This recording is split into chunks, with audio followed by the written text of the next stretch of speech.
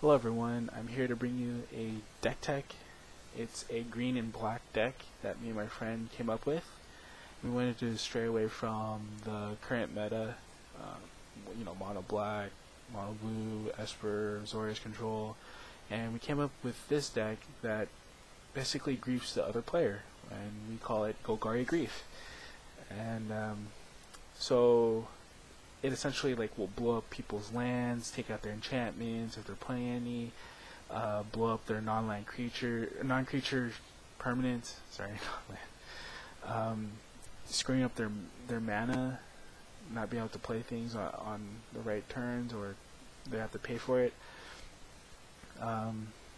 Yeah, giving them a hard time so that they can't play certain things, or they're just gonna be dying. We'll start off with the lands, and we have one Encroaching Wastes. Encroaching Wastes is poor man's Tectonic Edge, because you have to pay for instead of them having 4 lands, and you blow up stuff. It's just there so you can blow up a land or blow up a Mutavault. We only run one of. We're not banking on that. It's just nice to have. Then we have 2 Mutavaults, which are really good for any deck. I mean, they're a staple, in every deck. Just good attacker, blocker, creature, whatnot. We have 4 Overgrown Tombs because you're running 2 colors, so you have to run the Shocklands, or else you're not going to get mana fixing that well. And since we don't have the Scrylands in this set, we have to make do with the Guildgate, which I absolutely hate because they're stupid. And there goes our fun. And we have 7. Oops, that's really messy. 7 forests. Because we're a little bit on the green side, essentially. And we have 5 swamps. A foil. You can't really see, but it's foil. And for our spells, we have Thoughtseize, really good hand destruction card. Takes out the best card in their hand when they keep it. Overall, good. Then we have 4 Contaminated Grounds. Now, we run this because we want to screw up their mana, especially if they're playing more than one color. Being able to take away certain source is crucial against their deck. If they're running Esper and they need a blue source, you just put it on their dual land or their island, and they're stuck with a swamp. It's good against Underworld Connections if we're playing against mono black, because if they have it on their swamp, you just enchant it, and essentially they're going to be taking 3 damage every time they want to draw a card off of it, which is pretty good. They're bolting themselves. And it also kills Mutavault. So if they have Mutavaults early game or late game, you just want to take out their Mutavault, just put it on them, and it's just a swamp, and they have to deal with a stupid swamp. Next card, we have Abrupt Decay.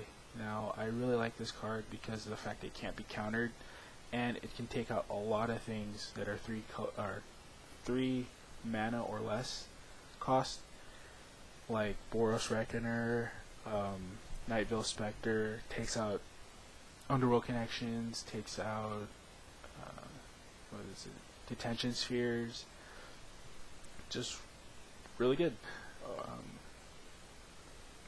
Then we have 3 Heroes Downfalls, which are practically the go-to removal spell, the best removal spell in Standard right now.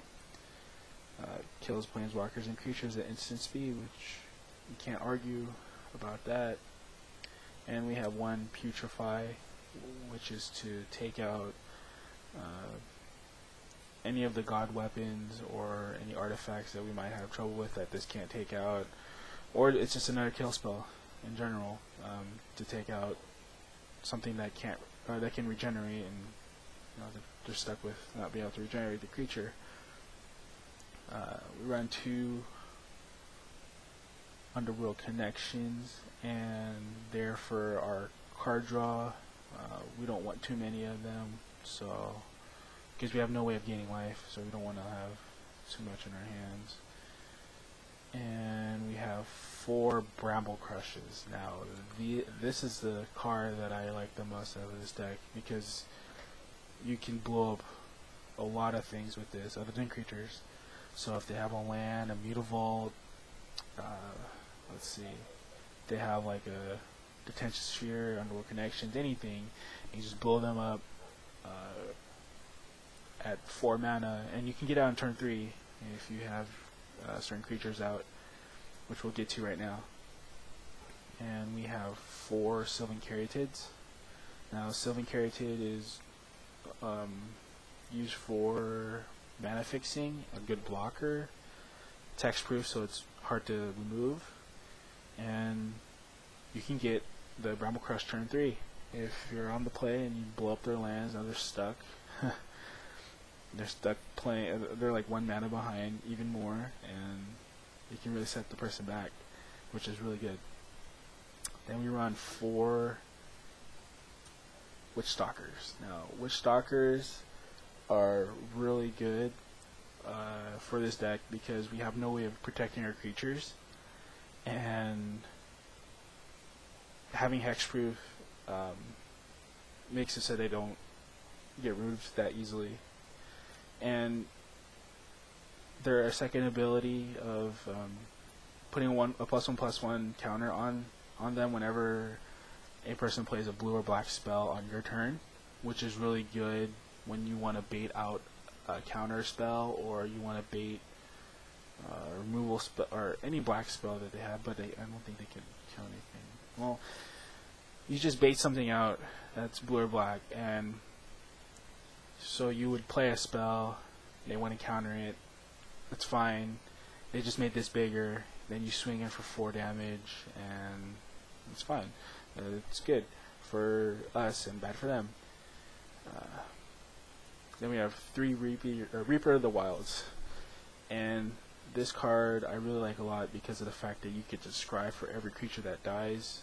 Doesn't matter if it's your creatures or their creatures, you get to scry, and you can really help your card draw, or your draw step next turn. You can also protect it by giving it hexproof for 1 green, 1 white, or not 1 white, 1 colorless, sorry. And it's a really beefy creature, 4/5, 4 mana, can block a lot. I really like that card. Then we have 3 Nessian Demoloks, which are essentially a Bramblecrush on a body. So if they don't choose to pay tribute, you can blow up a non-creature permanent, whether that be a land, planeswalker, enchantment, your choice.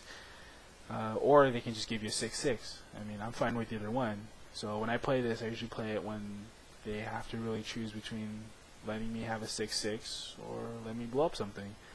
And I really don't matter. I really don't care what kind of what they choose, because by then I should be winning, or they just have to deal with like a 6/6 or some creature, just another creature they have to deal with.